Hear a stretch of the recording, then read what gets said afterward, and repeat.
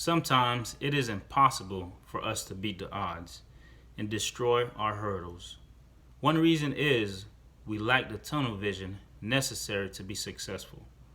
Oftentimes, when times get rough, we give ourselves a way out. Instead of keeping an eye on the prize, we instead keep our eyes on the exit sign. We do this because deep down inside, we don't believe we can do it. So we hold firm to our safety valves and utter ridiculous sentences such as, "just in case I don't succeed." Now, there's nothing wrong with safety precautions. They were created to keep us from potential dangers. In fact, most vehicles we drive or fly have safety precautions. Hernan Cortez, a well-known Spanish explorer, is best remembered for conquering the Aztec Empire and claiming Mexico for Spain. This was not an easy task for Cortez. The Aztec people were warriors. They fought extremely hard and never quit. And they were determined to keep their land. So it made sense why Cortez failed to confiscate the land in his first attempt. During the first battle, Cortez took too many safety precautions. He employed too many soldiers and carried too many ships into battle. And this, of course, did not bode well for Cortez as he was defeated by the Aztec Empire.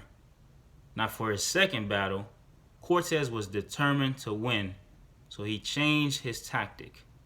This time, he only employed battle-tested soldiers and only brought just over a dozen ships.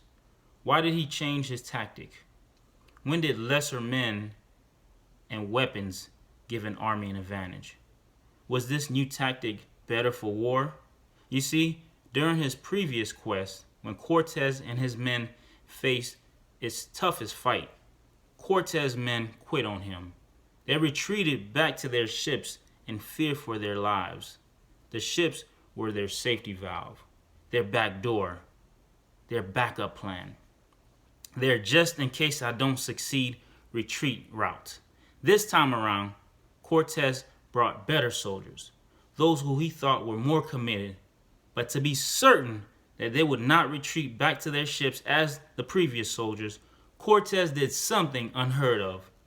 He burned down every single ship. Can you imagine that scene? Cortez took a stand, a risky stand. With retreating no longer an option, Cortez and his men had only two options: conquer or die. I believe we are all conquerors, and like conquerors, we are chasing something to conquer. And like Cortez, we must take a stand.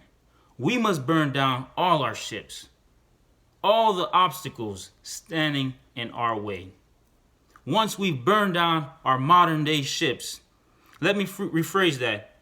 If we burn down our modern day ships, then, like Cortez and his men, we too will have only two options: succeed or die trying. Like Cortez and his men, we must choose to conquer or die trying. In other words, we must pursue our vision, our goal to its very end, or prepare to live a life of regret.